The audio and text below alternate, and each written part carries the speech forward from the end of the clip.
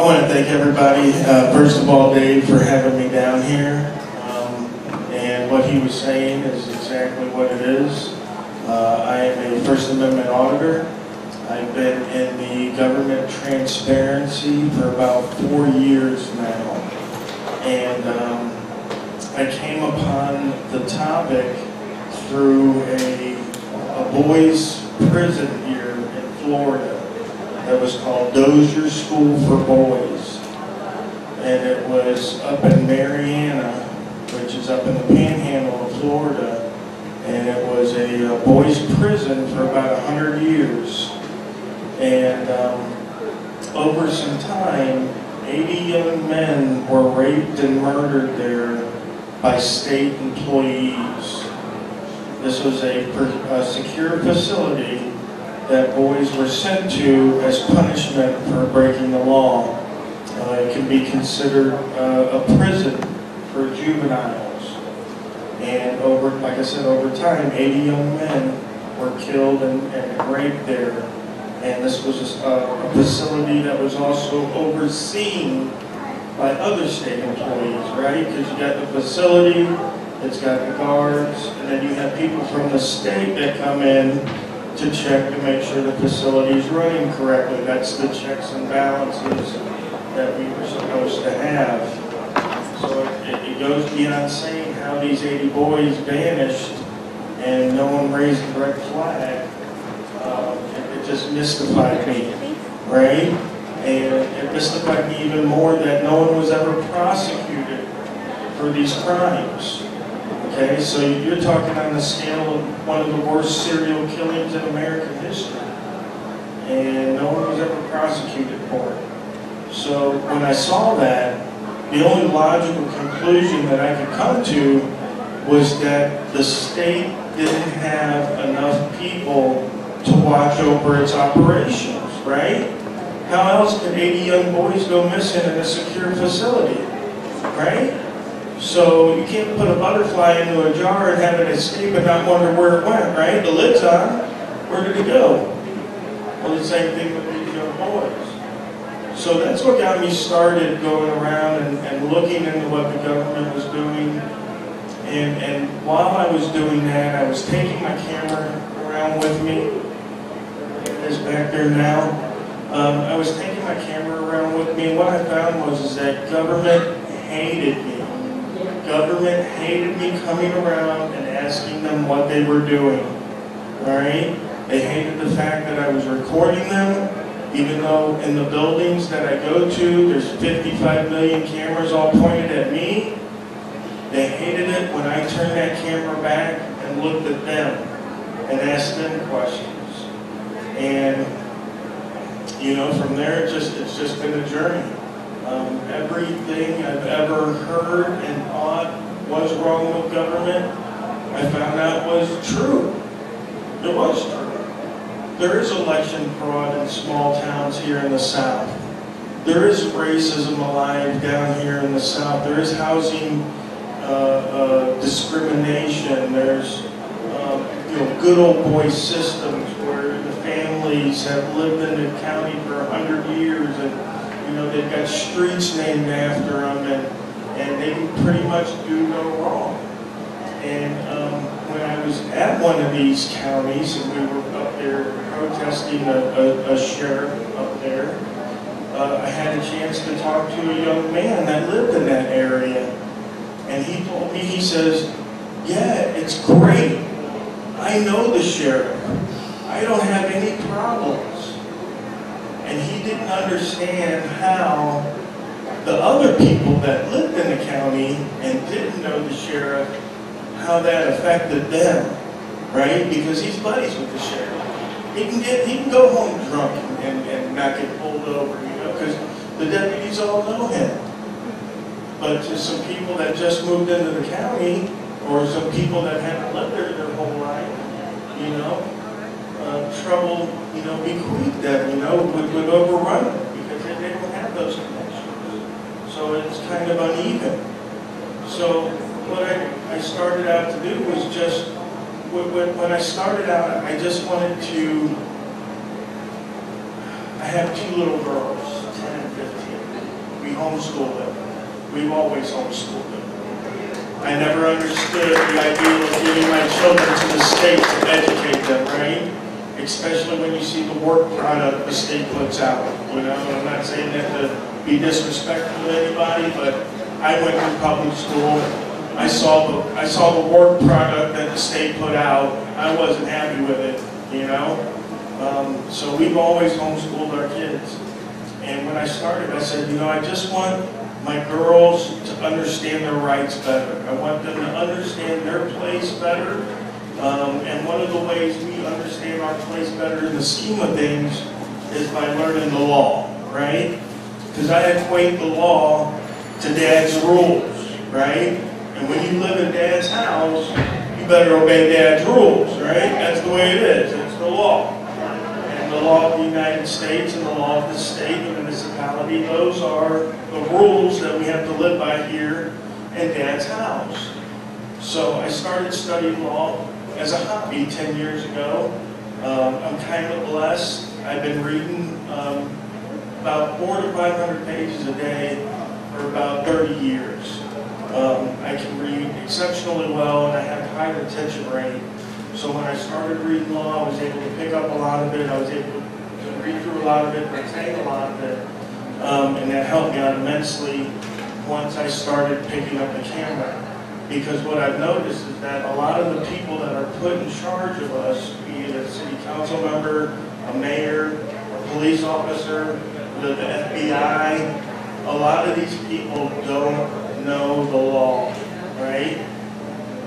And the Supreme Court has even said that citizens give up their rights a lot of the time simply because they don't know them, right? And they're unsure, right? And so when someone in authority comes up to us and says, hey, you have to do this or you have to do that, because we don't know, we succumb to that and say, you know what? This guy's in authority, you know? He probably knows what's right, so I'm just going to do what he says.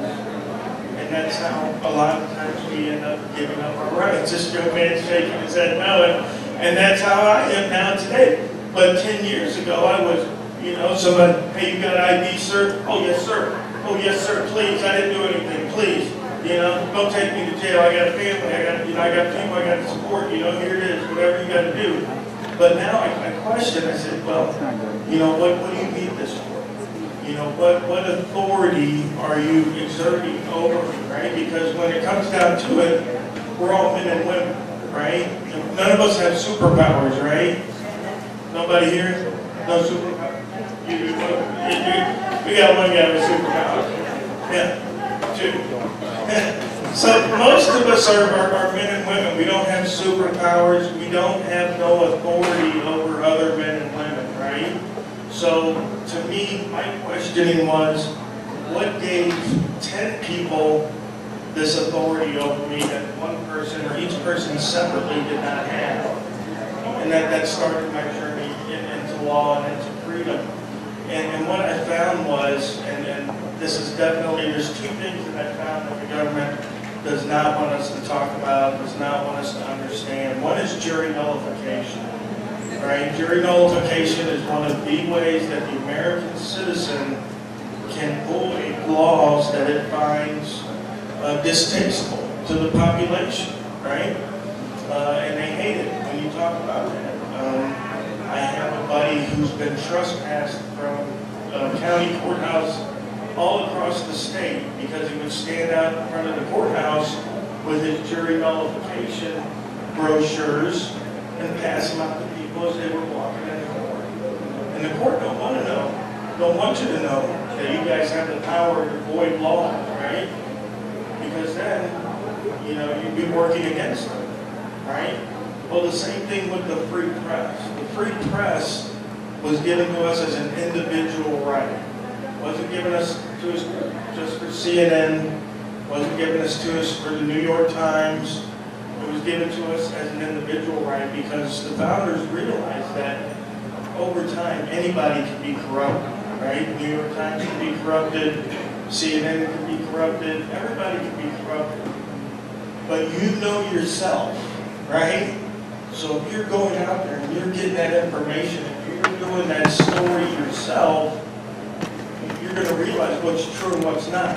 You're going to realize that this guy's not going to be able to buy you off, and you're going to release the story, right? And I've done lots of stories, not just my auditing, which is something separate, but because of my auditing, because people see that I come out to the government, I question them, okay, then they call me up, then they email me, okay, because one of the biggest problems that our public officials face today is there's nowhere to turn to, right? So, for example, there was an auditor, a city auditor down, I believe it was in Miami, and he had found some discrepancies in the financials. And he takes it to the chief, and the chief tells him, no, it's okay, and just leave it alone, and we'll take care of it, we got it. Now, this guy's faced with a circumstance here. He can either try to take that higher and end up losing his job, right? Or he can just let it go, like the chief said, and continue paying his mortgage and feeding his children, right? And so most of the time, that's exactly what they're going to do. So when I come on to the scene and they see me, well, then they email me anonymously. And they say, you know what, George? I saw you here last week. Here's what's really going on in this location. Here's what people are really doing that you're not going to be able to see from just coming in and asking a little bit of questions. And I got to tell you, I've been wildly successful at having these people contact me with all kinds of information. I took care of a cop that was fired from his last department because he had child porn on his computer. All right? And what he did was they didn't prosecute him, okay? They just let him go. So, and this is in Alabama. And in Alabama, they have a problem with what's known as gypsy cops. They'll get fired from one department, they'll move to another department, right? So, this gentleman contacted me. He's a third-generation state trooper. Okay? His father, his grandfather, and him were all state troopers. He moves back to his hometown. In his hometown, he finds this cop. Okay? Now, this cop has been on the force at his hometown for like 20 years, after he'd already been let go for the child porn. Okay? So he sends me an email. He says, George, please come up here. Please look into this. Please ask some questions. So I go up there, and I go to the sheriff's office, and I go to the chief of police, and I said, and because I've got the evidence, right? I got the evidence. This guy had child porn on his computer. He was like, oh, here's his old chief's signature saying that. And I tell the chief, I said, Chief, I said, why do you have this guy working for you? Oh, that was before I was hired. He was hired before I was. All right? It doesn't bother you that a pillar of your community has been busted with child porn? Like, I don't know, if I came onto a job like that, I would look to see what my coworkers were involved with, at least, He didn't want to have nothing to do with it. Went to the sheriff's department. Oh, that's none of our problem.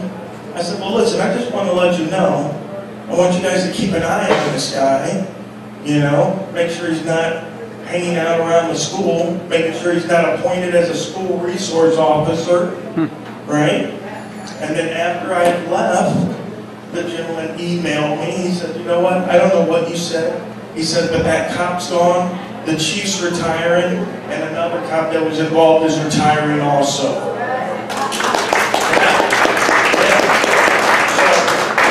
So, these people need an outlet to tell people to, and as far as the right to free press, when our founders were envisioning the country, the Continental Congress wrote a letter to the inhabitants of Quebec, and they were telling them about the wonders of our rights.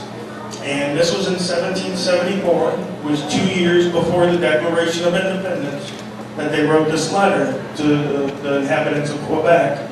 You can look it up online, read it yourself. And what they said about the right to free press was that it is our right to shame our public officials into doing what is noble, right? And if you remember correctly, back then, they used to shame the public officials. That's where tarred and feathered came from, right?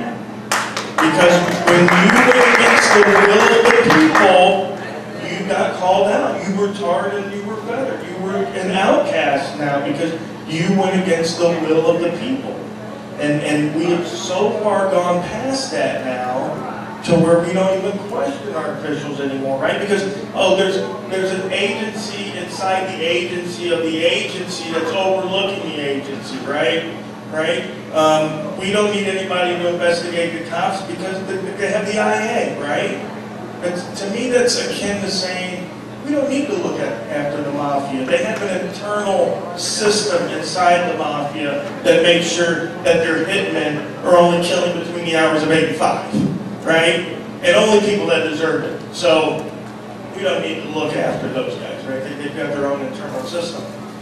But I believe that not only is it our right, it's our responsibility to look after these people. What are they doing, right? Because whatever they're doing, they're using our money. Right?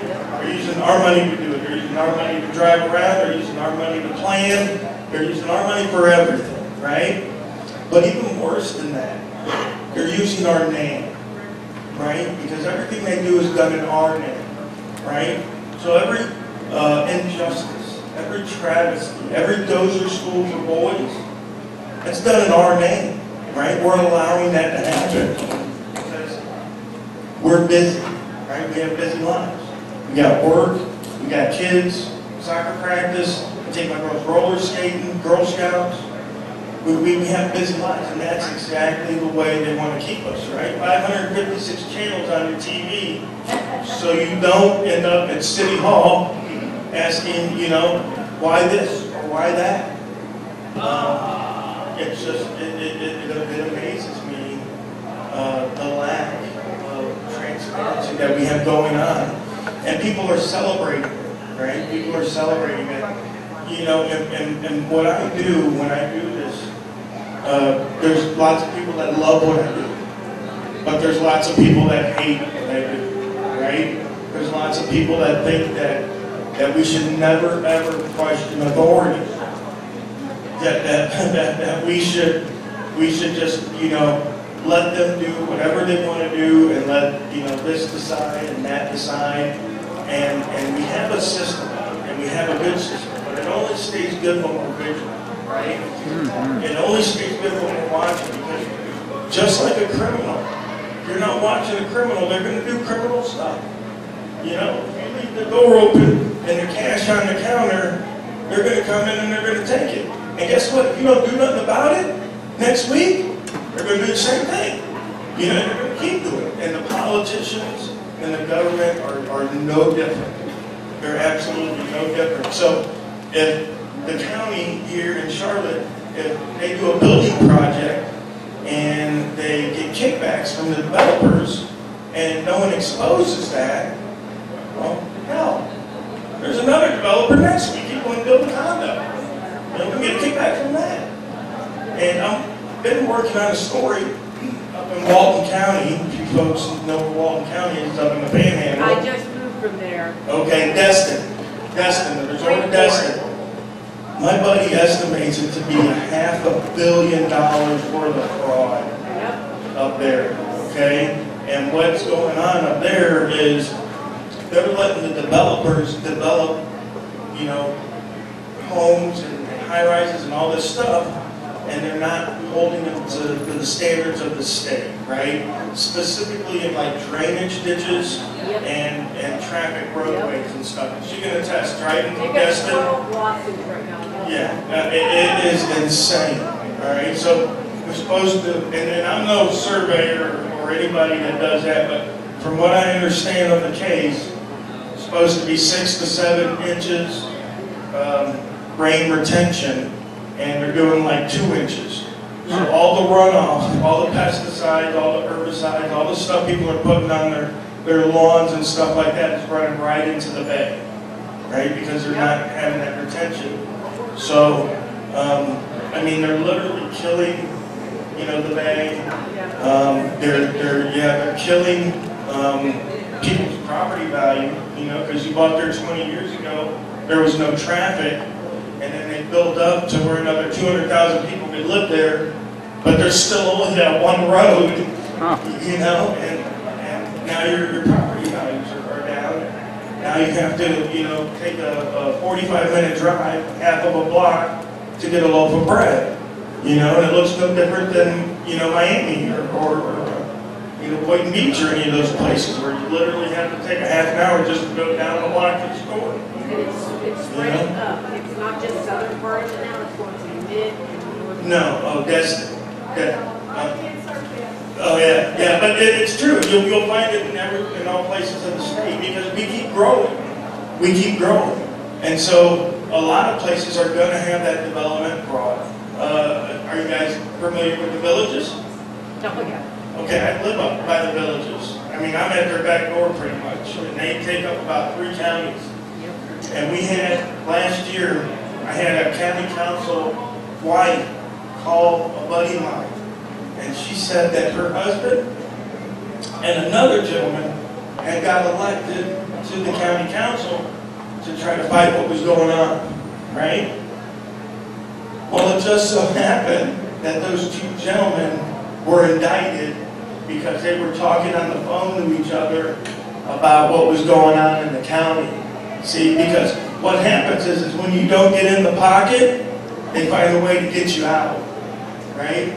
So if you got 3 or 4 guys on the council already voting one way, which is what we have up in Walton County, they've got, I think, one new lady who's a new council member up there. Donna, I got her written Donna. Yeah, grassroots. Yeah. So now we got Donna up there, but she's fighting a losing battle. And this ain't just in Florida. I was up in Easley, South Carolina, same thing. The lady up there called me, she's a city council member. Every other city council member, the mayors are all in each other's pockets, right? She's the only one up there, but you can watch the city council meeting. She's the only one voting against these things. They're just giving money away, you know? And it's going to be like that. It's going to continue to be like that until we, you know, ask questions, until we dig into things, until we look at the contracts that these guys are signing. Any of you ever heard of an earthquake here in Florida? Anybody an earthquake in Florida? No? My new police department, down by where I live, an extra $500,000 to make it earthquake proof. To make it earthquake proof. I'm not joking. An extra $500,000 to make the new police department earthquake proof. Okay? Not sinkhole proof, which would make sense, right? Especially in Central Florida, right? Not earthquake proof. All right? So I'm wondering, you know, whose cousin that company was that got that bid for doing that. But again, they keep getting away with this stuff that we never going to stop, right? So it behooves us all to, whenever we interact with our government officials, to ask questions, make sure we record it, make sure everything is up and out in the open, right? Because otherwise they can lie. And unfortunately, I don't know if any of you have had to deal with the court system against the state, but the court system always sides with the state, okay? Whether it be a police officer, whether it be a city council member, it's just the way it is. In law, they call it a presumption, okay? And they presume that the people that are working for the government are going to be truthful. That's what they presume, right? That these guys wouldn't lie, that they're telling the truth, that they're all upholding truth and justice, right? Yeah, it's like assume. Yeah, but it's called presume. Yeah, they work on presumptions. So we always got to have, you know, evidence.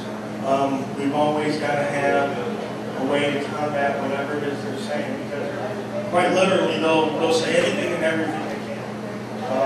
And I've heard it all, like Dave was telling you earlier. I've been arrested 4 times for just simply recording, just walking into a public building where the public's allowed and having my video camera going, right? Because as soon as they see me, they get all antsy.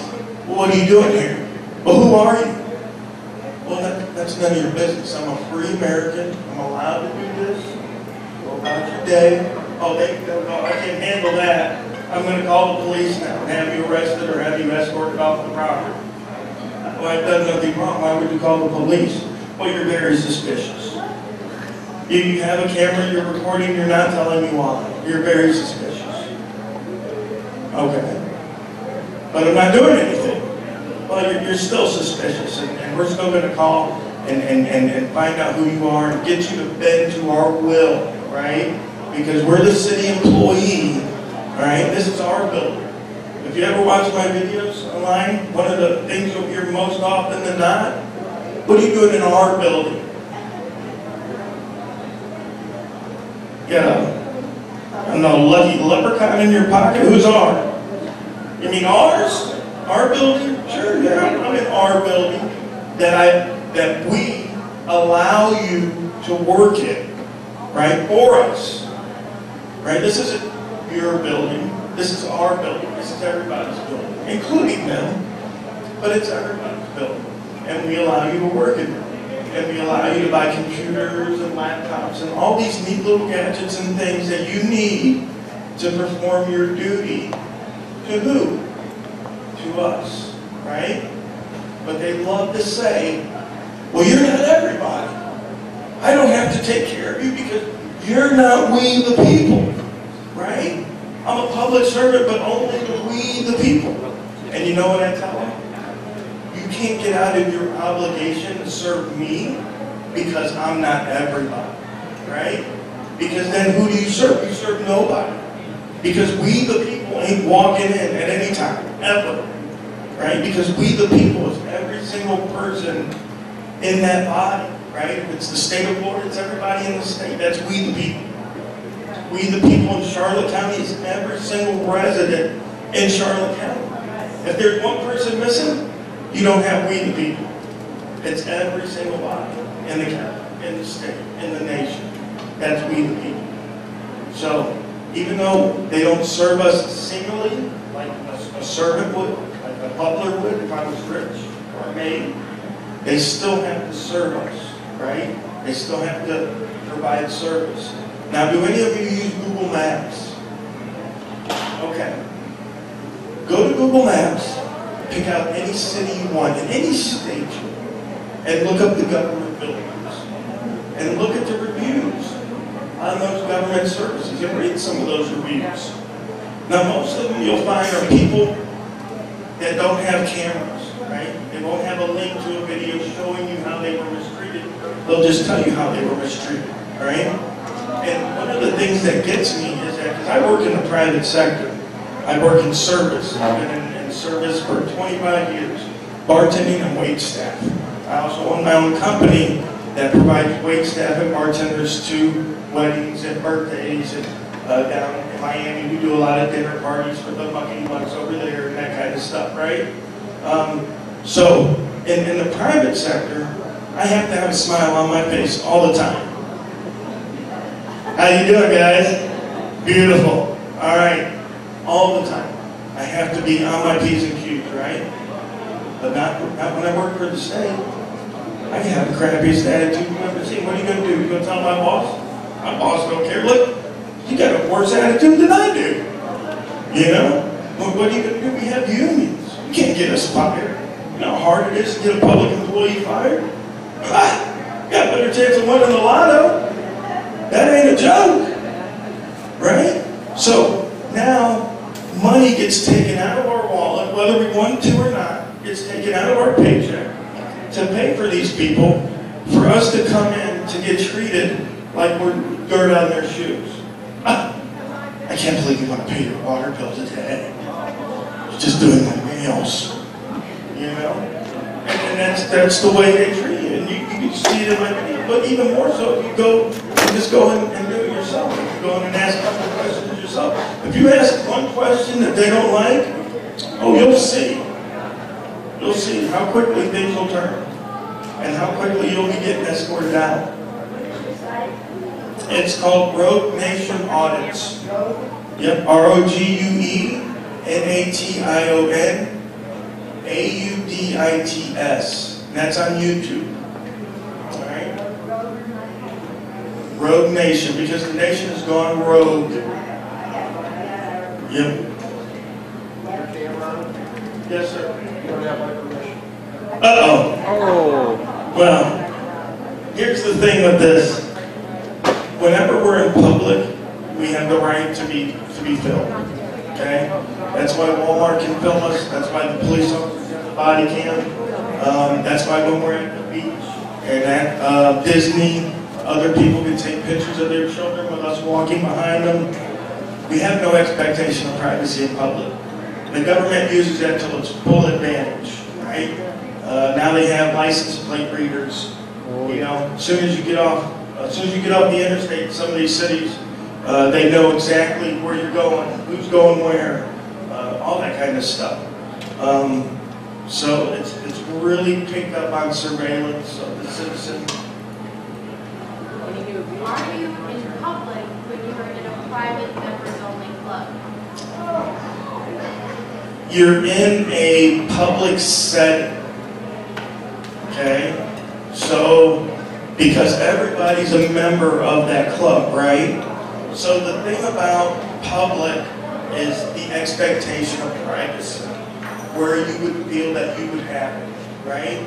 So if you and your husband are talking right now, there's other people near you that can hear you, right? So there would be no way that you could claim that you had an expectation of privacy.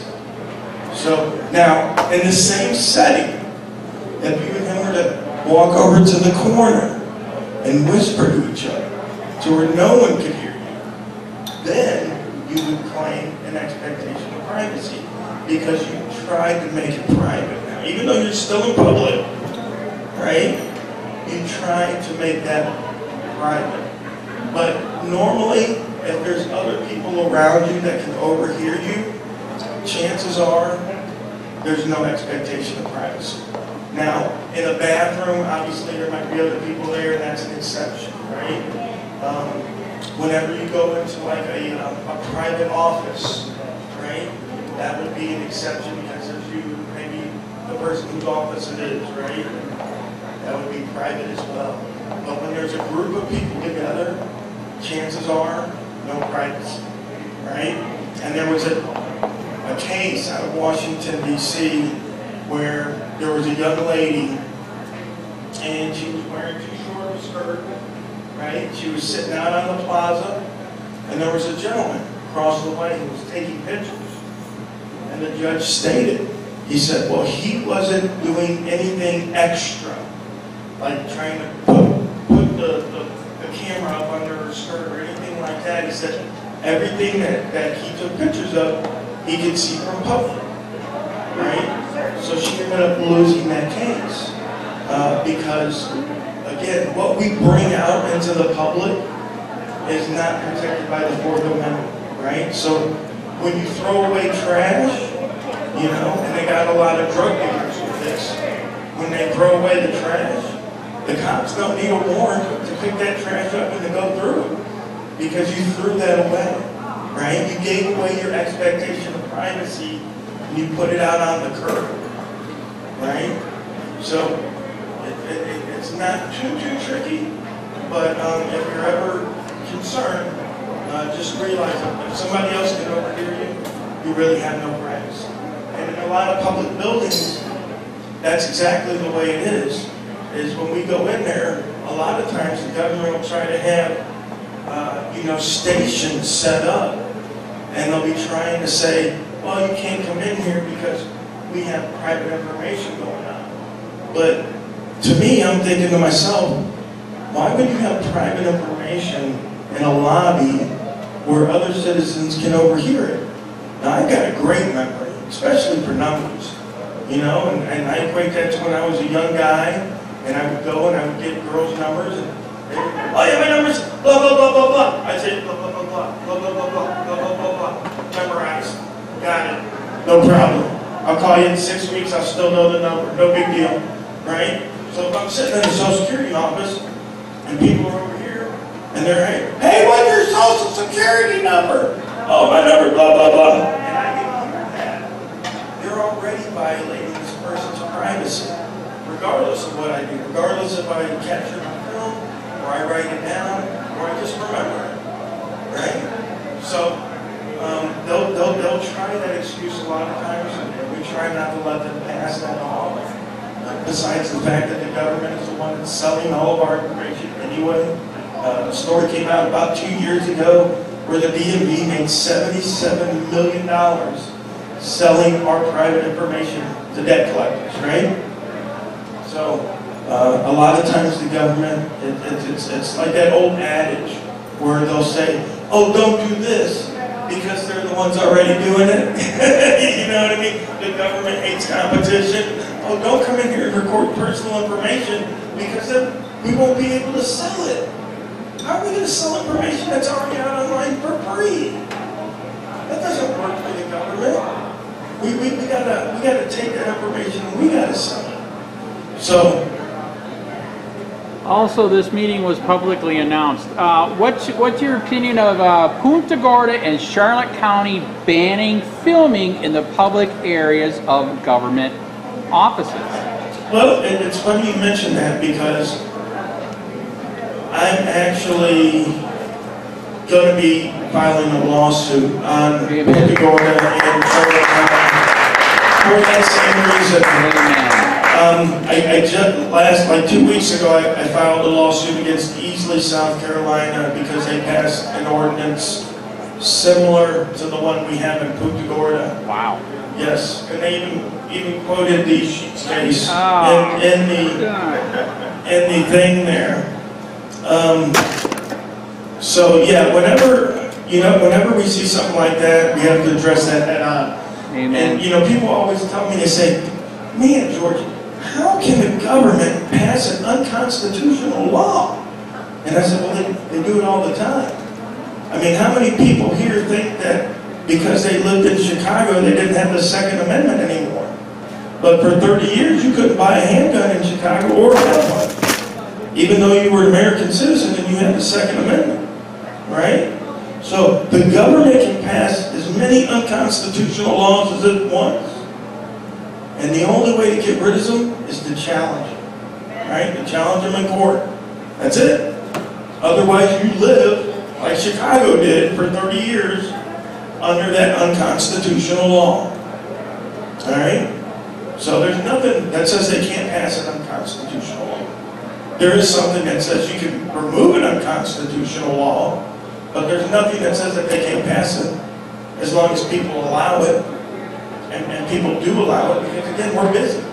We don't have time to keep up with government.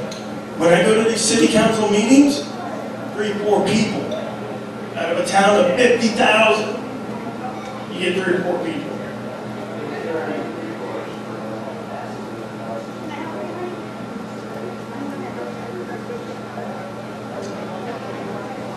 I mean, you have to sue them, because I mean, you can.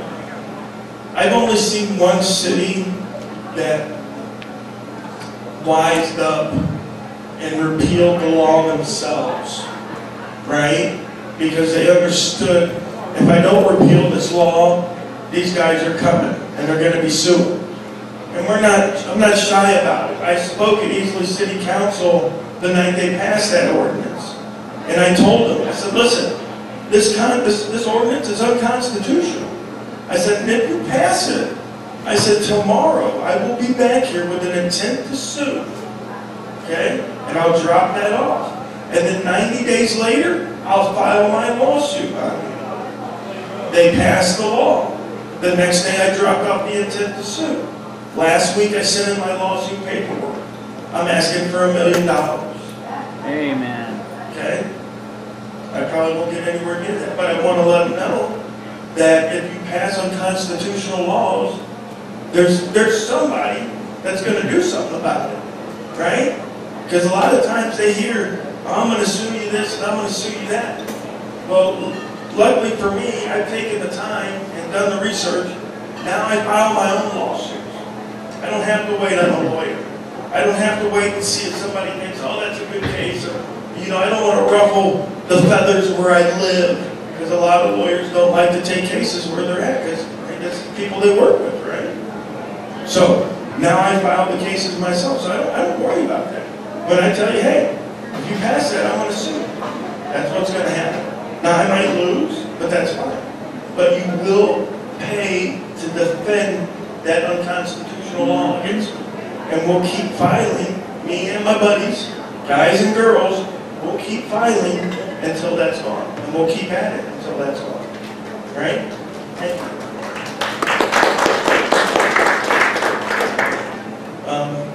Is there any questions or anything? Oh, sorry, did I miss you, sir?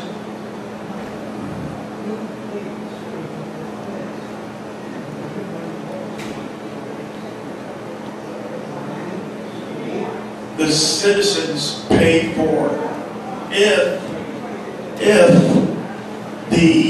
if it's against an officer, there's two kinds of capacities. There's individual and there's official capacity.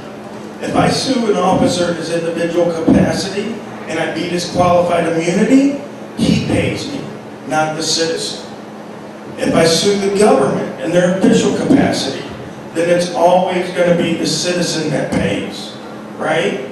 Now, and I understand what you're saying, that, you know, damn, we're suing, but we're hitting the local guy, right? We're hitting the local guy for the money for this. And that's a travesty. It's a travesty I hope will be remedied by citizens in these communities saying, wait a minute, why are my property taxes going up? Because they don't want to train the public employees to do what's right? Because they want to pass unconstitutional ordinances? Is that why I have to pay now? Because of this? And then the citizens, hopefully, this is the hope, right? Because nobody knows, nobody's written it, it's written in stone. But the hope is that citizens then take action themselves, locally, in their own, you know, area, and say, hey, like in my area, I'm proactive. I go to the sheriff and I say, do you guys know about the First Amendment? Do you guys know that you can't violate people that are recording in public, right? Because I don't want somebody like me coming to my county and getting hemmed up, filming in the sheriff's department where he's allowed to, and having to pay a lawsuit. So I'm proactive, and I tell the sheriff, and I tell the deputies, hey, you guys know what you're doing out here? Because if not, you can get sued, right? And that's going to come from my money, right? So that's one good way to mitigate the cost to you.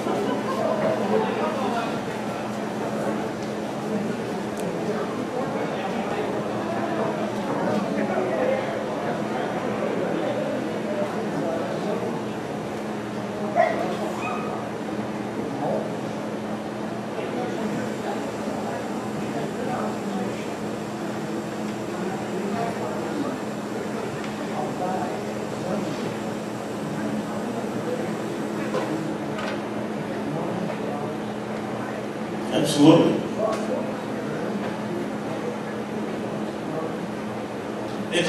It's hard to prove. Some might even say it's impossible to prove, right? And I can guarantee it'll never be proven by us sitting on our asses, right?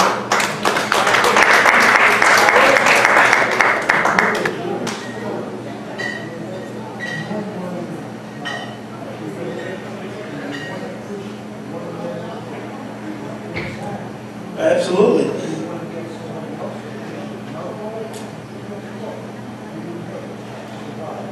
Right, and you know, in facing a lot of those odds, we have to realize that this stuff is big money, right? Government corruption, tyranny, this is big money, right? And if the mafia is going to kill somebody over $10,000, you can guarantee that the government is going to kill somebody over $100 million, right? So when I say that every time I go out there, I'm possibly taking my life in my hands, I absolutely mean that, right? Because I could stumble across something. I'll tell you something I stumbled across a while back that never ended up really getting resolved, but a council member in a county here in Florida, up in the Panhandle, he called me up and he said to me, he said, "George, the sheriff is the guy bringing all the methamphetamine into the county." Okay? Not only is he bringing all the methamphetamine into the county, he's keeping the deputies away from the little town where there's a drugstore that is selling the needles, right? And this guy got word of this because they had a flood there after one of the storms one year, this little town did, right? And the county's made up of a whole bunch of little towns. It's in the Panhandle. I'm not going to say the county because the guy's still the sheriff there. He's probably still dealing meth. But there was a flood. And they brought in those pumpers to pump the streets out. And the pumper got clogged. So the guy called the city councilman. The guy goes down there to help unplug this, do whatever. He says it's full of needles. It was plugged up with needles from the street. That's how bad it was there. Okay? And that's how he found out about it. And what had happened was the sheriff, his sister and her husband used to be the big dealers in the county, bringing in all the methamphetamine. Well, her husband died. So he stepped in to help his sister with the drug trade, right? And I did a story on it, and I stood in front of his sister's house with a big sign behind me that said, "Elect him." And I told him, I said, "We know you're selling drugs. We know you're selling drugs in the county." I said, "We're going to be keeping an eye on you." Now, it's the closest I could come without specifically naming him, okay, and saying, "Hey, Sheriff," you know, because at that time we didn't have any viable evidence, right? We didn't have no camera work on him or anything of that nature. So we had to tread softly, but we wanted to let him know that we knew what he was going on, what he was doing. Now that city council member, county council member, he's gone from that city council. He ran for his life. He's living in Texas now, and he's trying to get on the San Antonio, Texas board out there, right? Because he's a really great guy. He's a really good, freedom-oriented gentleman, which boggles my mind how he got elected in this county up there, because it's not the good old boys. And then this guy's a Jewish guy from New York. I don't know. He was surprised. I don't know how I got elected, but I did. And he helped a lot of people up there with the money from the storm damage, right? Because counties like to put their little fingers in there and move the money all around, and all of a sudden, you know, it's all gone. One of the other things I like to do in my audits when I go around is I like to do credit card checks, right? Every county, every city, they issue credit cards to people that work in the county. Usually the directors of the agency, whatever. So I'll request a 3-month copy of those credit card receipts. And I can tell you, hands down, that we're paying for a lot of stuff that we don't know we're paying for, right? We're paying for food all the time, and not just food for like, take to the office. Like, oh, I'm going to take some donuts to the office today. Let me slide my upgraded and buy a dozen, right? Like, you can tell when people are paying $5 and $7 for food on their way home. Picking up a gallon of milk on their way home, right? I had one lady who purchased school uniforms for her kids on the county credit card. Now, when I asked, because what happens is when you ask for the receipts, they'll send you the statement, right? The statement will tell you what company and how much was spent, but it won't tell you what it was spent on, right? You got to request the receipt now. So I requested from Fort Pierce, Florida, I requested their credit card records. I looked through them and I identified 27 questionable purchases. So I made the request for those receipts. Guess how much they wanted to charge me for the receipts? $270. $10 per receipt. There were some receipts I asked for where the cost of what was purchased wasn't $10, right? $10 per receipt. And that's how they keep stuff hidden, right? Because even though we got the sunshine laws, like the gentleman's saying, there's no enforcement of the sunshine laws.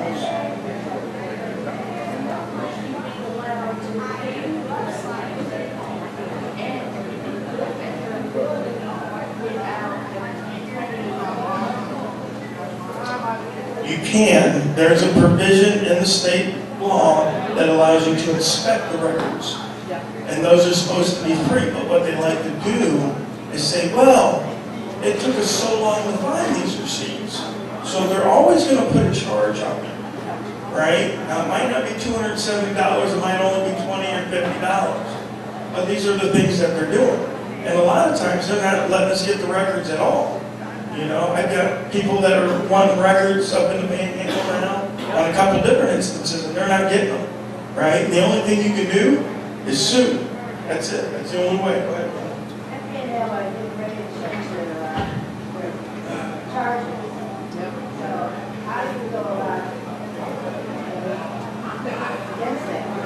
For that, not for that? The Florida Power and Light? Yeah. Is that a public company? Yeah. We have Seco Energy up by where I'm at, so that's not a public company. So they're getting ready to change their charges. I would say in that instance, it would have to be, you'd have to take that to their board, wouldn't you? And see what kind of, yeah, I'm sure most of these companies like that have a board that make those kind of decisions. So I haven't messed with a lot of utility companies, to be honest, but where I would start, if it is a public company, is I would try to start running down the numbers. Why do they need this increase? What's it going to be for? Right? Well, if you're looking for records, there's usually always a records custodian. A few years ago, a buddy of ours was going around requesting public records, and when they wouldn't give them to him, he would sue. And he would do it lickety-split like that. So what the state of Florida did was it said, okay, if you want public records, before you can sue, you have to write out in writing and send it to the custodian of records 10 days before you can begin a lawsuit. Okay? So now every public agency is supposed to have their record custodian posted somewhere. Right? So if you go into your FPL office, right, look around the office, there's somewhere there should be a posting of that record custodian. If not, whoever's at the reception desk should be able to help you out, right? And then get those records and then go through them. And then when you go through those records and you see, well, you guys don't really need an increase, right? Because you got plenty of money as it is. One of the biggest things that's going on right now.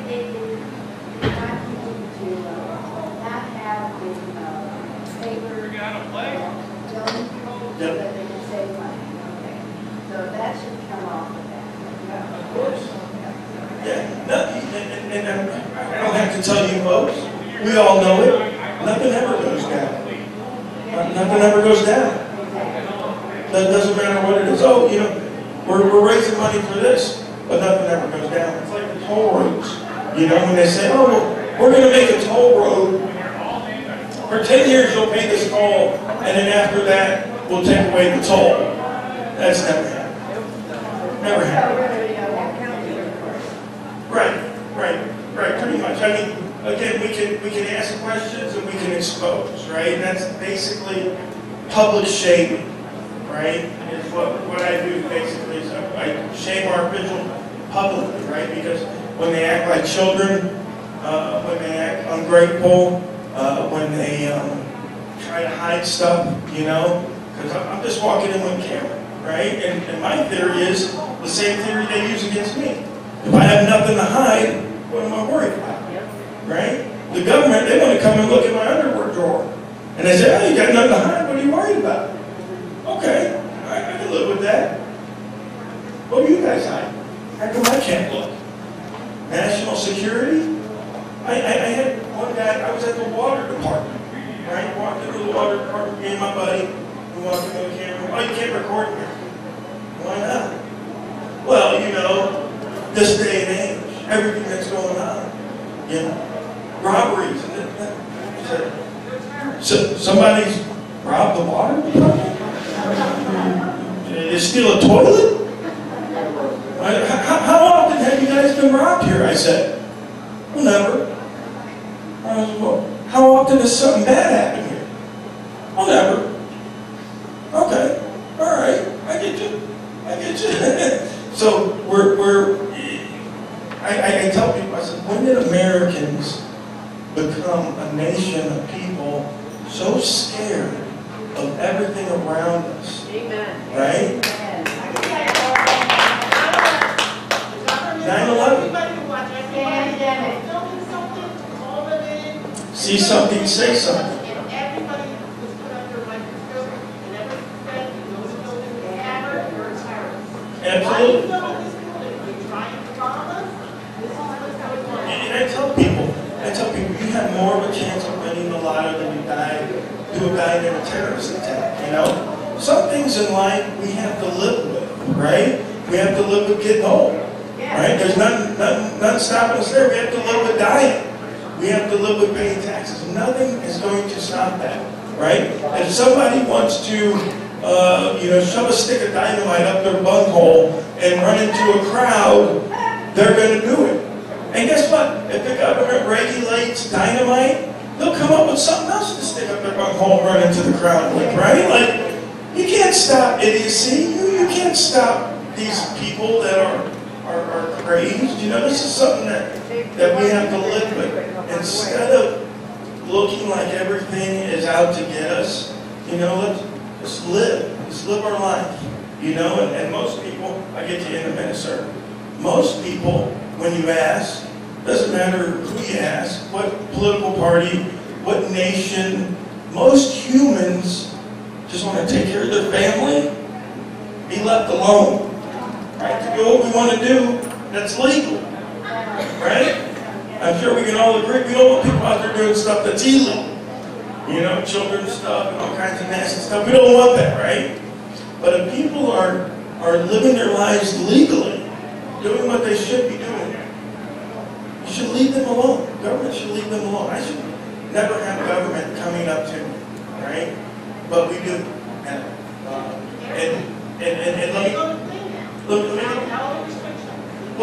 Let's look at an agency, CPS, okay? Child Protective Services, right? Now, it's a great idea. We want to get children away from bad parents, right? What happens when CPS does their job correctly? Right? They take all the bad parents off the street, right? All the kids are nice new foster homes, right? Well, then they're out of a job.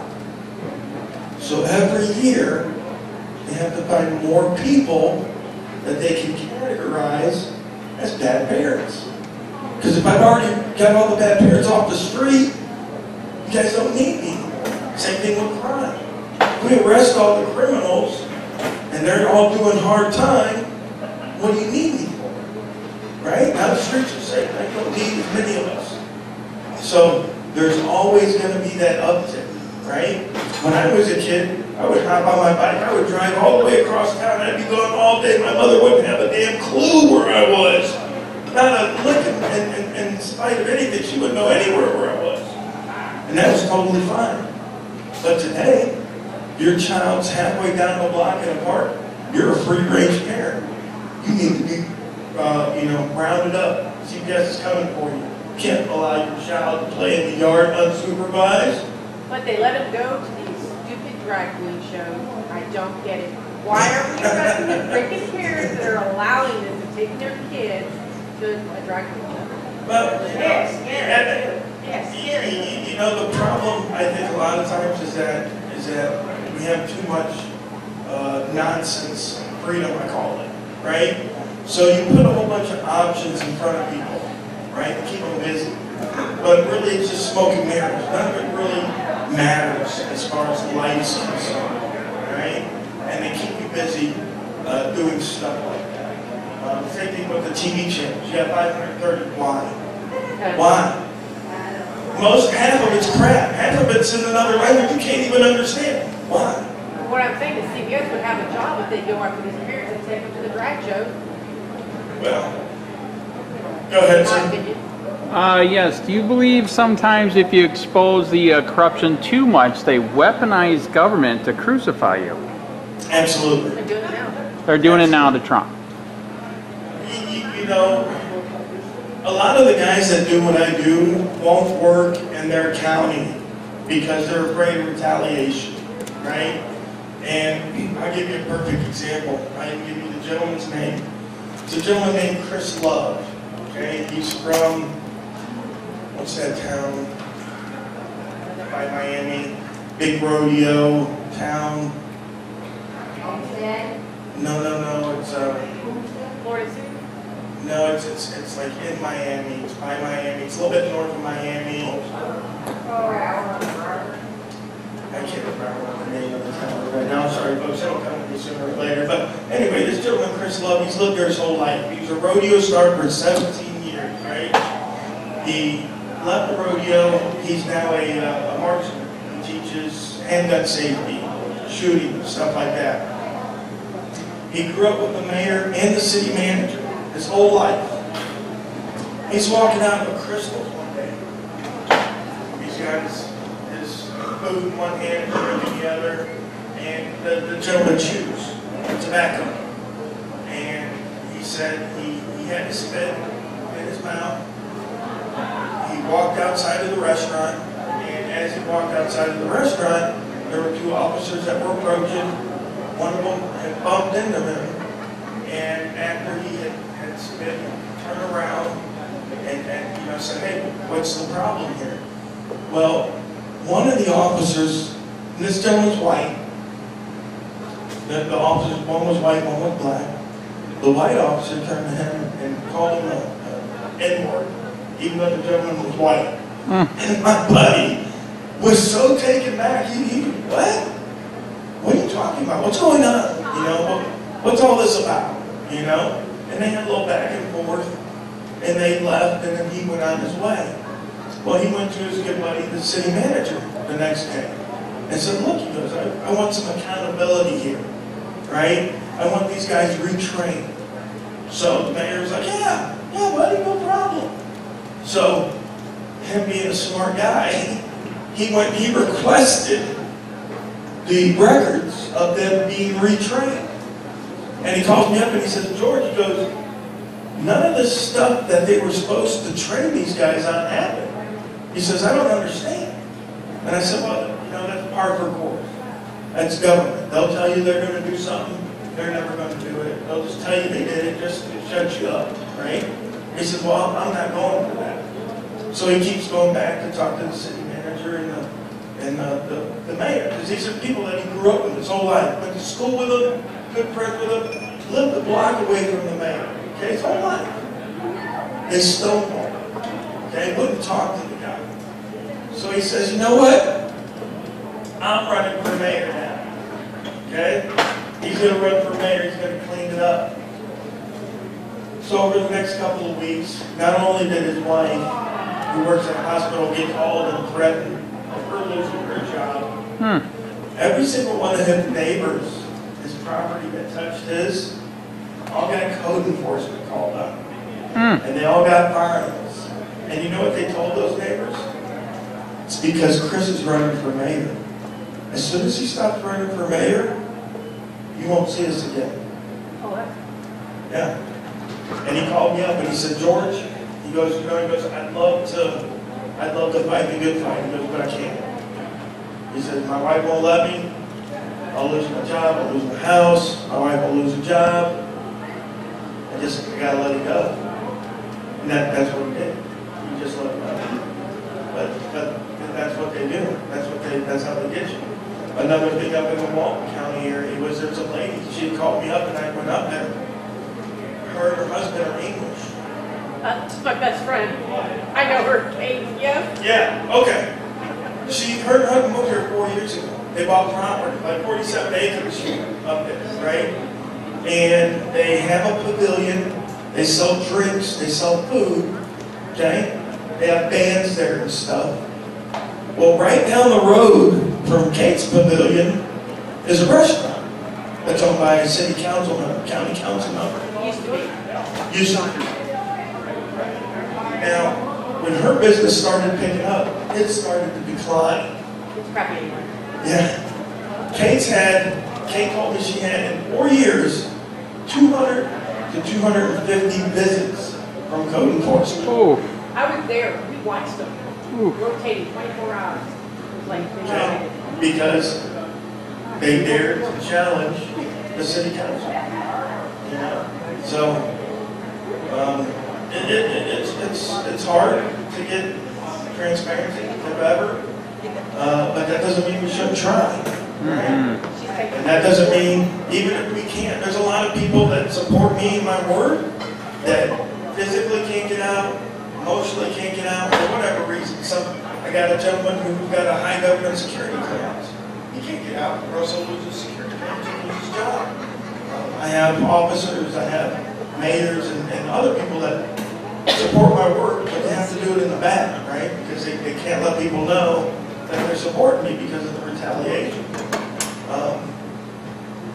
So, I mean, there are still people out there that care about what it's going to look like for our children, you know, with $30 trillion in debt, not counting the unfunded liabilities of Medicaid, Social Security, you know what I mean? A lot of people say, oh, we're only $30 trillion in debt. We're about $200 trillion in debt, and they're like, oh, that's unfunded. That's unfunded obligations.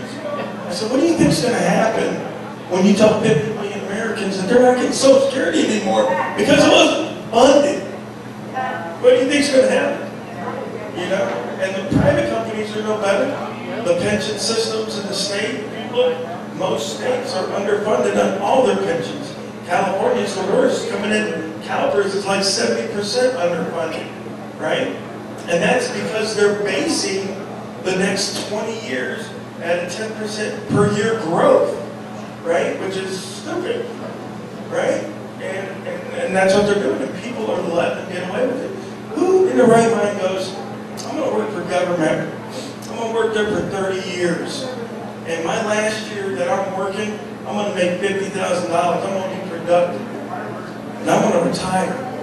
And in my retirement, the last year of my retirement, I'm going to make $100,000 a year, right? Because those are the deals they're getting, right? Make $100,000 20 years after I make a retirement. And I'm not productive, right? How is that sustainable? How does somebody say, yeah, working all day I make $50,000, but fishing all day I make $100,000. That sounds like it'll work. Who believes it, right? And then so what happens? Well, not a lot has happened yet because we keep borrowing money. So it seems like the good times are still here, right? Let Gary, Indiana borrow $1 billion. I bet you they think you're the most prosperous city on the planet, right? So borrowed money is not prosperity, right? So what do you think is going to happen when all these bills come due, right? I mean, there's going to have to be some kind of reckoning, right? Some kind of devaluing of the dollar, like they did back in the 30s when they took gold, and then next day they bumped it up from $20 to $35 an ounce. Ooh, I like that. Half my money. I got $100,000 in the bank now, it's worth 50, count me in. You know what I mean? So, and I was talking to a gentleman earlier tonight. Fed Now is coming. Fed Now is coming in July. You can read that on the Federal Reserve Bank's website. Okay? They're going digital. Okay? And what it means when it goes digital is there's nowhere to hide. Right? And now they have control of the money. It's like a spigot. They can turn it on, they can turn it off. Everybody knows about the social credits that are going down in China right now. Your social credit tells you how good of a citizen you are. Do you question the government? If you don't question the government, you're a good citizen. We've got benefits for you. We've got money for you. But if you question the government, if you question what we do, you're a bad citizen. We're going to have to turn off that money spigot. You're going to be living in the slums, buddy, till you wise up. Re-education. I'm now re-educated. I know that the government is there to protect us, hold our hands, and wipe our little tushies. Everything will be okay. So, yeah, I mean, it is what it is. I'm going to stop talking your guys' ears off. If anybody's got questions about what I do or anything, I'll take them.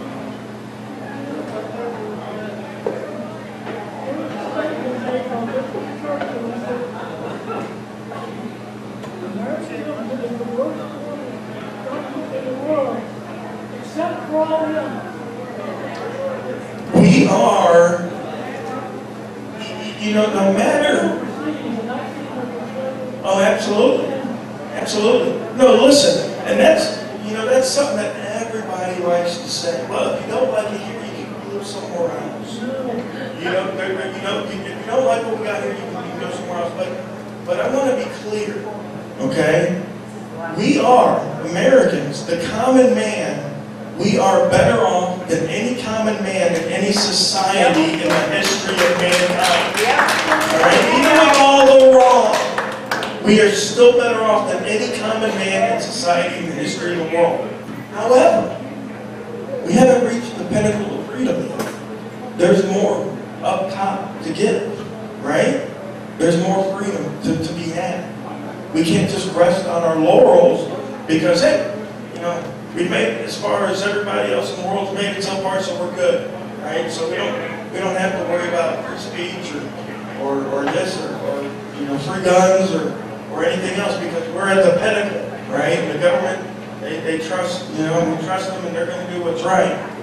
We always have to strive for more freedom, right? There's two things in life that the human soul yearns for, okay? We actually yearn for this. It's like an addiction. One is love, right? Acceptance from our fellow peers, right? We're social creatures, right?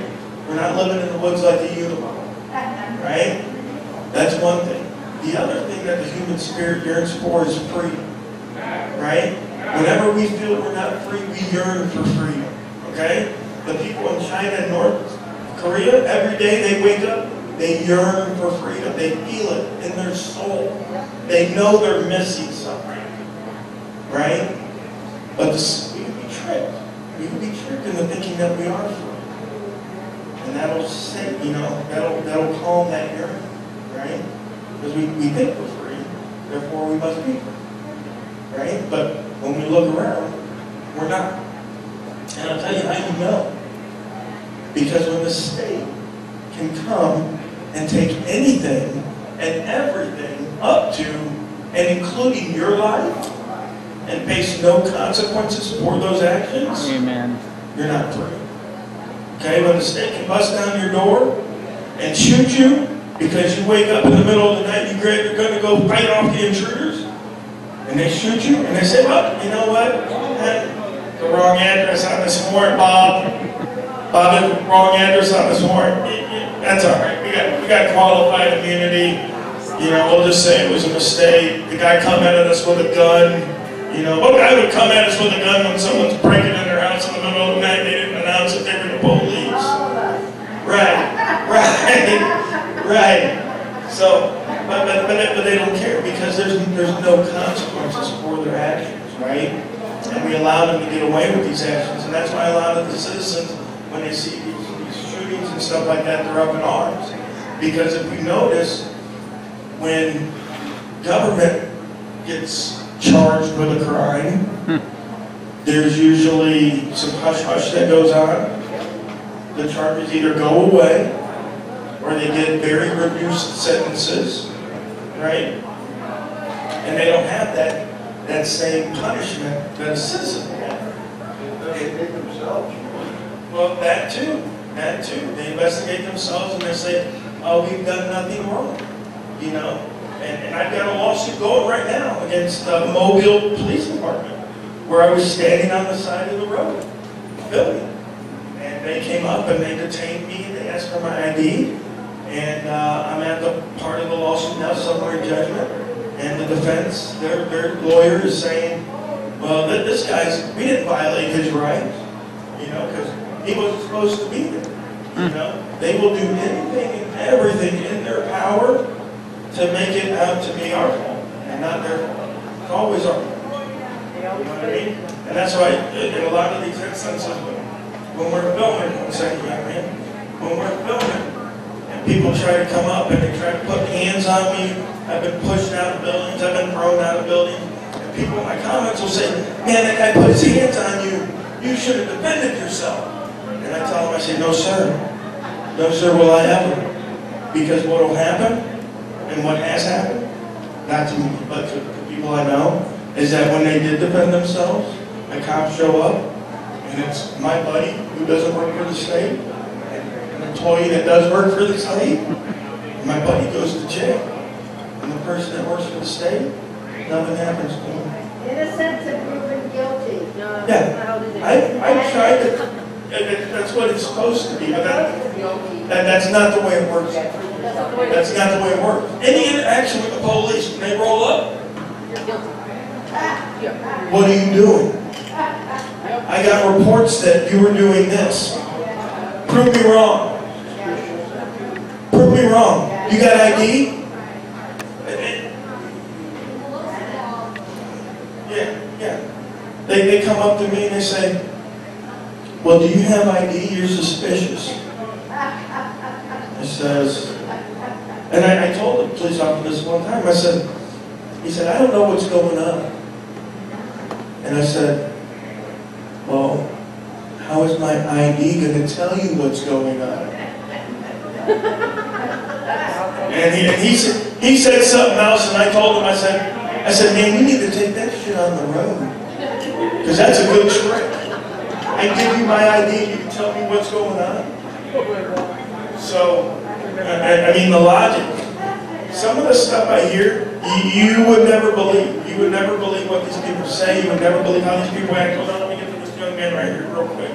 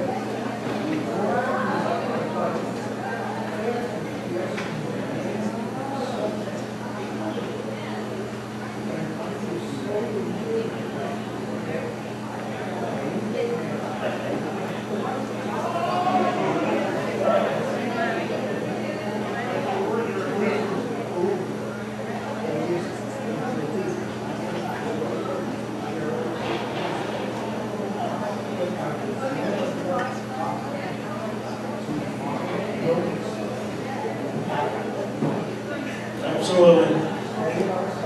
This man brought up a good point. And let me point out to you folks that a lot of us that do this aren't against government or police.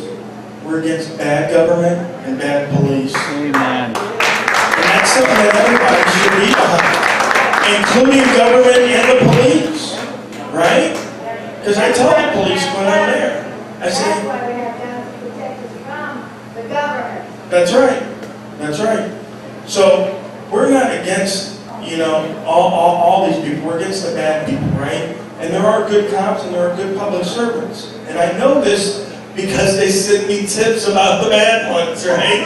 So I have first-hand experience and can say with conviction that there are good people working in these jobs that have no outlet, that they have no way, they have nowhere to tell, you know, they have no way to go. There's a message board online. It's called Law Enforcement LEO Forum, I think it's called. Yeah. It's a message board, but it's where officers go and talk. Okay, and they can talk about whatever. And I go on there and I read that, and there's a lot of stuff that they air out there about their departments. You know, about a lieutenant who drinks and drives all the time, right? And he was caught. This same lieutenant was caught on camera by the news, passed out at a stoplight. Cops came up, you know, opened up the door, got him away, sent him on his way. No DUI, right? And they talk about him. The younger officers in that department, they talk about him online. Said the guy goes out, drinks all the time in his paid for, you know, vehicle. And this is something that we have to, you know, pay for and watch for. I just did a body cam footage of a state representative up in Hartford, Connecticut. She was so drunk, she ended up flipping her car, right? And then she wants, you know, special treatment. There was another young lady, I want to say it was down here in Gainesville, who arrested an officer, a corporal, her supervisor, her superior, because he was drunk. And as they're standing in the booking area, you hear them talking back and forth, and he's like, "Oh man, there's cameras on." He's like, I can't blow into the machine, right? Because he knows he's drunk. So he asks her, "My body, can you blow for me?" And she says, you know I can't do that. Where would he even get the ideal that asking is acceptable? Why? What did he drink that made it seem like it was cool to ask my coworker to blow for me? Do you feel that the root of all of these problems is the moral decay in our nation? And what remedy is there unless we morally restore our nation? Well, it's absolutely in decay. It's absolutely in decay. You can see it in every facet of life. You can see the propaganda in every facet of life. I'm sure everybody here remembers, "Baby, it's cold outside." They took that off the radio.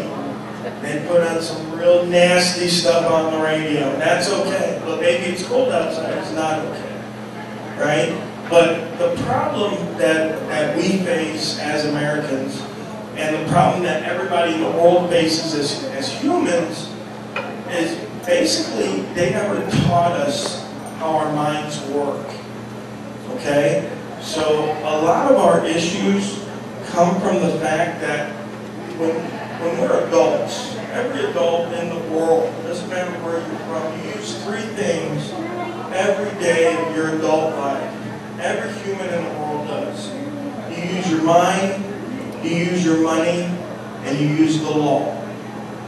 And 99.9% of the world has barely a passing understanding of those three topics. Most people today think that Federal Reserve notes are money. Even though if you look in federal law, 12 U.S.C. 411, it's pretty interesting, 411, they're giving you the 411, but it says that Federal Reserve notes are general obligations of the United States government, and they can be redeemed for lawful money at any Federal Reserve Bank or at the U.S. Treasury Department. Okay? So basically what you have for money is IOUs. Alright? That's what we have for our money. Most people don't realize that. Okay? Most people don't realize that when they're flipping on a TV station, a TV news channel, they don't realize they're doing that because of confirmation bias. Because They never taught us about confirmation bias, right? They never taught us that we don't look for stuff to educate ourselves with. We look for stuff to pat ourselves on the back and say, man, you're so smart. That's why people turn on the news that they do. They don't turn it on to hear the news because none of it's news anymore, right? If I tell people if it's on the news, it was news 6 months ago, 2 weeks ago. It's not news today. But what people do is they turn on that news. You know why? Because the guy on the TV is saying, guys, it's the other guy's fault. It's their fault. You were right all along. Pat yourself on the back. Smart person, you. That's what we turn on our TV news to listen to. When you ask anybody, you step out on the street, you say, hey, what's wrong with America? You're going to get 50% answer. It's one party. And the 50% is going to say, it's that party. That's what's wrong with America. You're never, ever going to get a person that says, I'm what's wrong with America. I'm what's wrong with America. My apathy, my sitting on the couch, playing Xbox, watching TV, going fishing, living my small life, not worrying about what's going on because, hey, I voted, right? I'm done with my duty. I voted for the guy that I think is going to do the best. I don't really care what he does. I don't have time to watch what he does. I can, skip through some laws maybe. I can turn on my favorite news program, which is going to tell me that my guy's the good guy. And it's going to tell me my guy's the right guy, and everything he does is golden. It's a phenomenon. It's insane. But every election cycle I watch, as one party moves into the White House and in the power, and then the party that's out of power, oh, well, now the government's out of control. Now there's all kinds of conspiracy theories. You know? I've lived through 5, 6 antichrists already. Every time there's an election, this guy's the antichrist. You know? Now the government can't be trusted because this guy's in power. Oh, well, now this guy's in power. Oh, well, now the government can't be trusted. My guy's in power now. There's no corruption. Government's running just like it should be. That's the problem. So, it's going to take a while. And it's impossible because every mode of education is blocked. Right? Public education, control. Media, control. So control. We can't get our message out because they don't want us to get our message out. You know, it does the United States government no good to have 330 million intelligent people questioning what they're doing. How does that help them? They want 330 million people working at Walmart. That's what they want. They want 330 million people working their butts off, going home, watching the boob tube, drinking a Budweiser, going to bed, and repeating it the next day. That's what they want. Yeah. What I noticed so far is that we have a common law in the state of Florida, a common law, but the judges don't see common law. The common law is actually, and we've actually done a couple of things for common law, and trying to push it to equity forward. It's not equity, it's actually somebody that's got to better money at all. Well, you know, that's a topic and a situation that goes very, very, very deep. And you have to get into society and the societal contract and the obligations that we owe as citizens and the rights and responsibilities that the government owes us. The process, the judge, several of the judges that's here, hopefully, we've actually processed things that they can't say if they don't have the common law or they don't know anything about the common law. If we send it to them, the state statute still has common law. So we send it and we process each one of them. And to me, they just still don't know when to go back to where that's really for us. Right, right. And every law that they pass, more freedom is taken from us, whether Amen. it directly affects us at that time or not. In Indiana, they start common law. Right, right. And they don't have common law marriage and stuff like that. Now, here's a perfect example.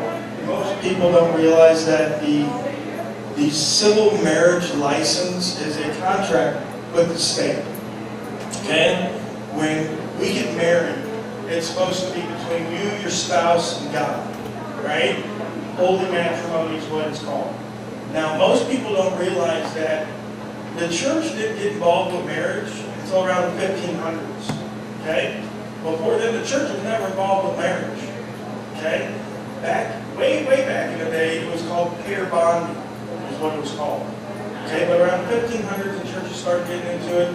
Around the 1800s, government started getting into it. Okay? So now, we no longer have holy matrimony, we have a marriage, civil marriage. Okay? And in the law here in the United States, the civil marriage license is a contract.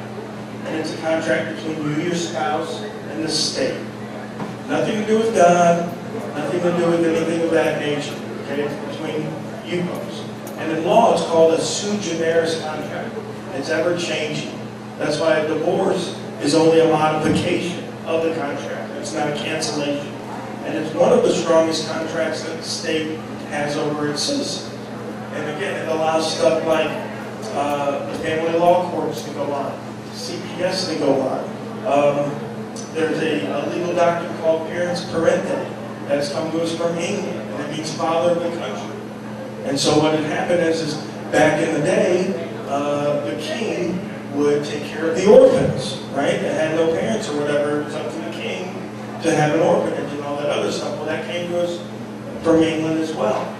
And I've actually read court cases where the judge has stated that the child doesn't go home with us after birth because we're the natural parents. It's not why the child goes home with us. It goes home with us because we are the best equipped to raise the child for the state. Because the state looks at the children as its property. And that's why CPS can come in and take your child pretty much at any time at once with very little allegation, is because they look at the child as a part of the property of the state. Yeah, a lot of people don't realize that. Yeah, really. Once you become an employee of the United States of America with your Social Security, because now well, Social Security is voluntary. It's always been voluntary. Yeah, Social Security's always been voluntary. They tricked us into believing that we needed it, but if you actually look at the laws, there are exemptions. It's like a $50 fee, right, to fill out the form and say that you don't want to use your Social Security card. The employer is only required to ask. By statute, you can read the statute yourself. They're only required to ask you for your Social Security number. You're not obligated to give it. That's right. But we're tricked into believing that we need that Social Security number. And again, it's all about control. Just like the licensing act. How many people realize that when we first started having driver's license, there were no tests? There were no tests. You could be 12 years old and send in a quarter, and they would send you a license. This is the truth. How many people realize that licenses weren't even required in South Dakota until 1954? Does that mean that there were no cars in South Dakota until 1954? Absolutely not. But it's always been about control. It's never been about safety. It's never been about anything like that. But the seatbelt laws are not about saving anybody. If that was the case, all of our school buses would have seatbelts on, right? Amen. Because it's all about the kids, right? We're trying to protect the children. But you won't find one dang school bus with a seatbelt on it. Right. So if it's about safety, why do the school buses have the seatbelts? It's not about safety. The seatbelt law and the seatbelt tickets and stuff is about saving the insurance company money, right? Because when you didn't have a seatbelt on, you got much more hurt, right? You applied the little windshield, you roll on the ground. Yeah. But it's always about money. it always revolves right around back to money. And have you noticed that it's okay to go from us, their Yeah, that's exactly right. And that should be a red flag right there to most of us, right? Because if someone doesn't want what they're doing seen, especially when it's a public duty, then there's an issue there, right? I have nothing to hide when I do my work. When you go into the building, you have a camera. Does it have to be a camera that you see? Or can you have a camera in your glasses, whatever, that they don't realize is a camera? I have all of those, and again, as long as there's no expectation of privacy, because what they have is they have what's known as a wiretap law, right? And court is a two-party consent.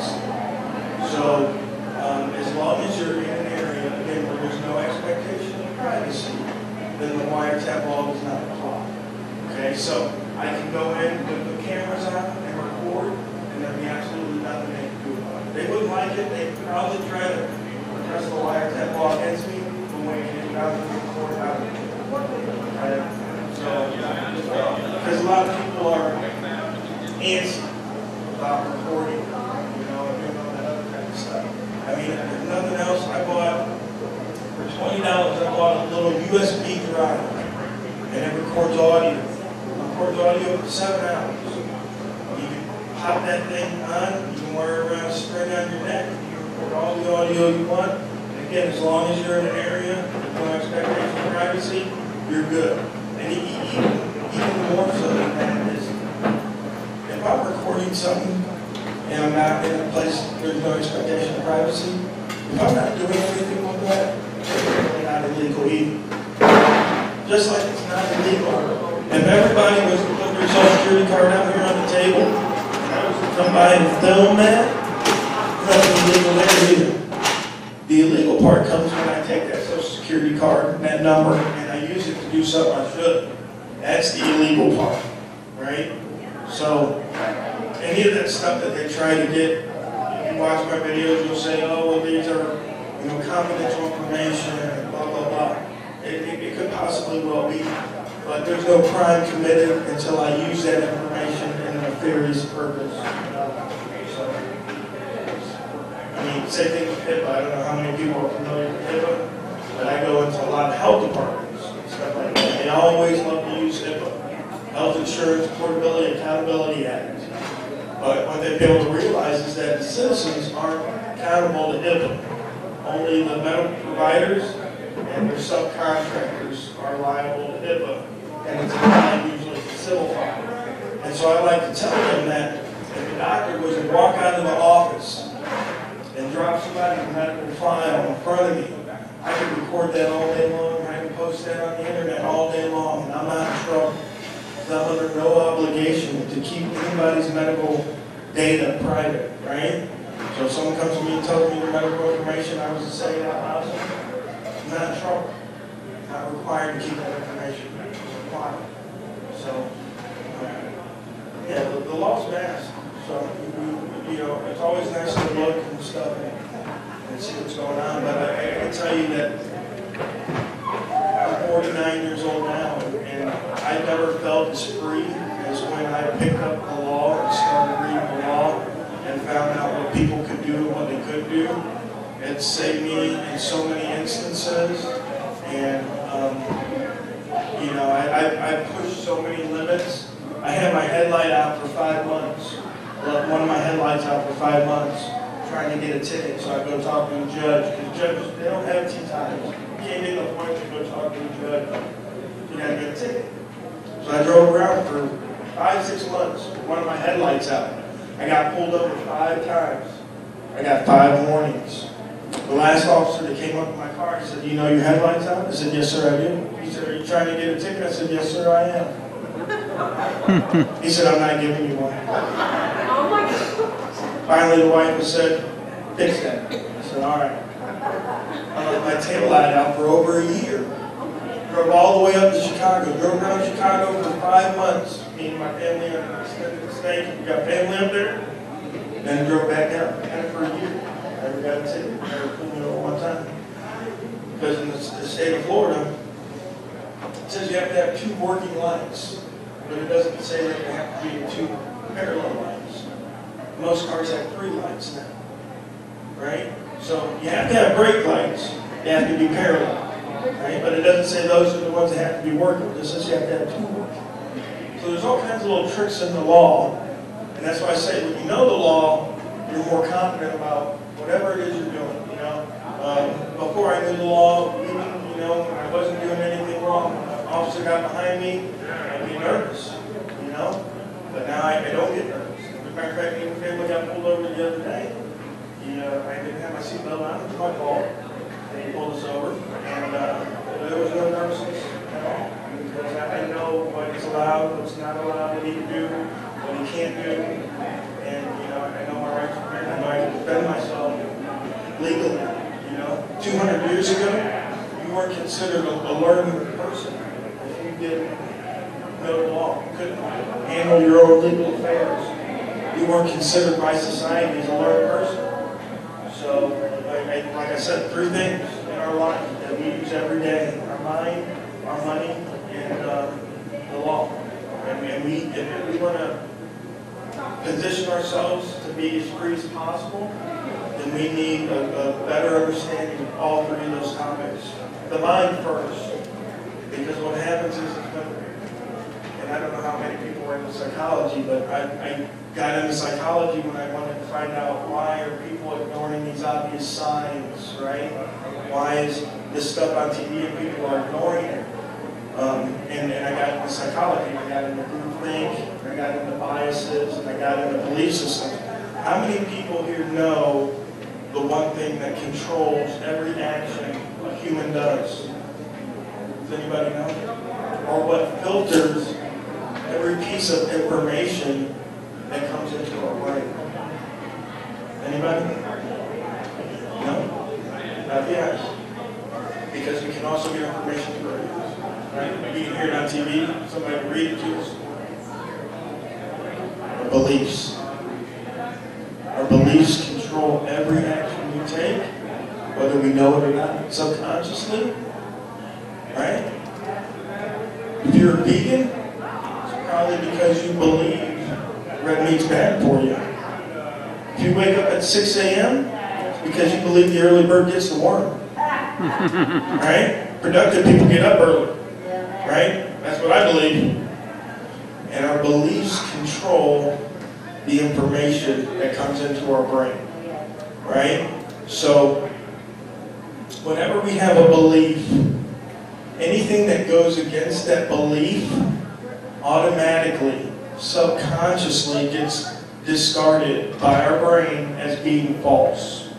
Okay? And it's just the way the brain works. It's just the way the brain works to keep it clutter-free. Right? Because our brain is like a computer. It's like a supercomputer.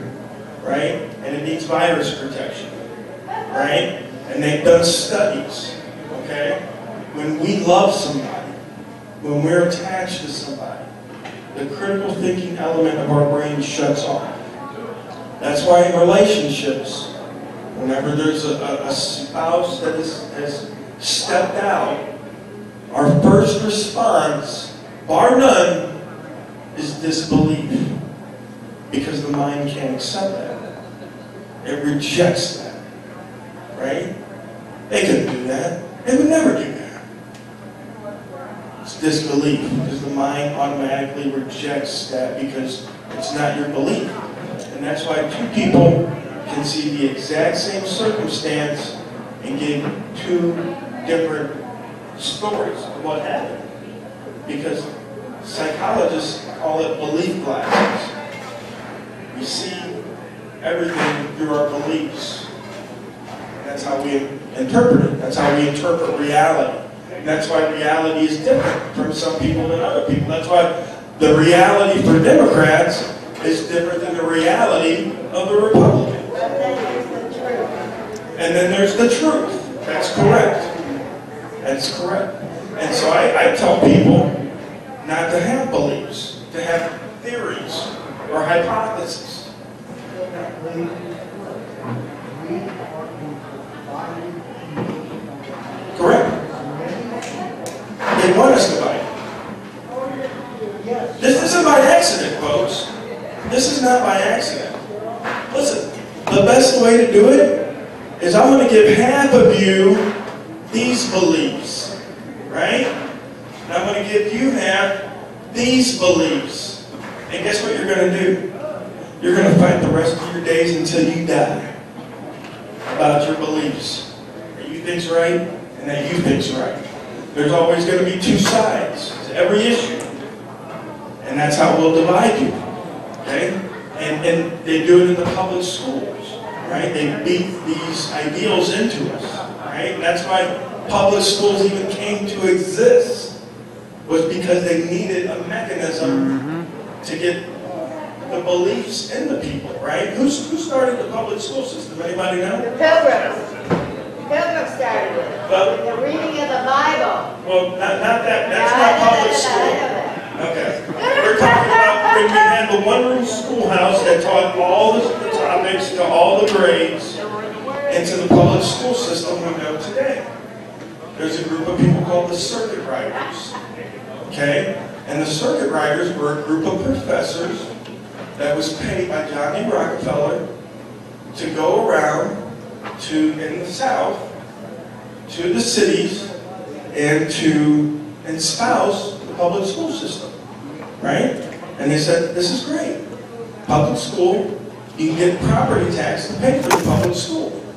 And that's basically when public school started. And Woodrow Wilson, in 1908, he gave a speech. And the reason I know all this is because I wanted to understand where I was sending my children to, right? What was the public school? What were its goals? And Woodrow Wilson tells us what the public school's goals were in a speech to the New York Teachers Association in 1908. And Woodrow Wilson said, he goes, we only have a limited amount of time. He said, we can't teach everybody. There's not enough time. So what we're going to do is we're going to take very few people and we're going to educate them. And the majority of the people, we're going to educate them enough to pull a lever. And that's what they did. And that's what America is now. Who do you go to if you have a question? You go to the experts, right? Where do the experts come from? Only a handful of schools. Harvard, Yale, Princeton. You don't have to brainwash a whole nation. You don't have to manipulate a whole nation. You have to manipulate 3 or 4 colleges. And everybody else in the country are going to go to those college graduates because they're the experts. They know what's right. And that's where you are today. Look, see an expert in any field you want, I guarantee you. Harvard, Yale, Princeton, Oxford. So, all right, guys. There's all kinds of stories in Michigan. Not that I know. I know Catherine Henry, constitutional lawyer. She moved down from Michigan recently to Ormond Beach, Florida, and she's having problems with local government there. We're actually going to her house on Monday to help her fight against local government. They're trying to say that some stuff on her property is not allowed to be there. So, but she was big up there for like the masks and stuff like that. She fought against the governor during COVID about all that stuff. Yeah, the lady that was insane. Yeah, she was really insane. Now, I was in Indiana right at the start of COVID.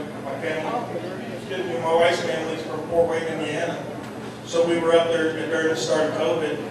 And I was going out filming in Indiana and Ohio, but I wasn't going to go up to Michigan because they had, I was like $10,000 fine if you were caught outdoors. Yeah, during COVID, at the beginning of it, it was pretty strict. And even Indiana, like even some of the cops in Indiana tried it, but I had the governor's order, which accepted news personnel, so I skated by. But I mean, when you're going up against government and they want to take you, there's nothing you're going to do.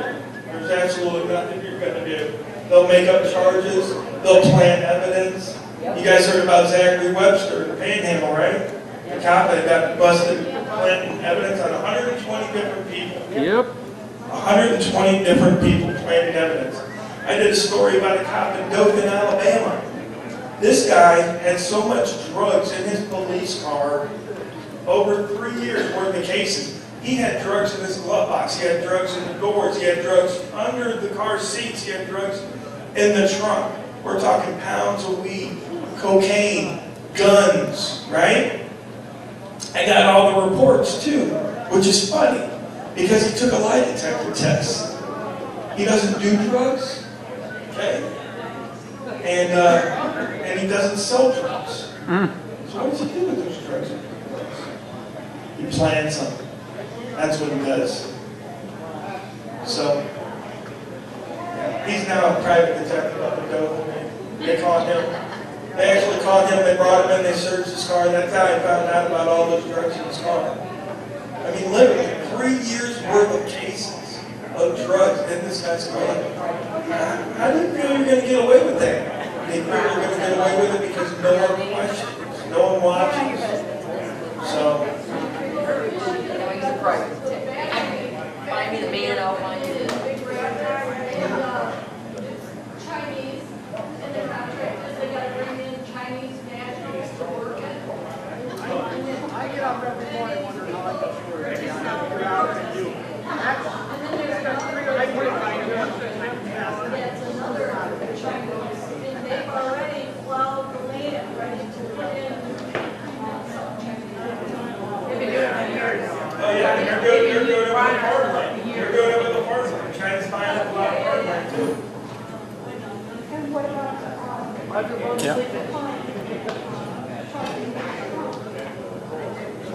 Oh. Yeah. I mean, we could go on talking all night, but Dave said it's time to wrap up, so I'm going to let you guys go. Yeah.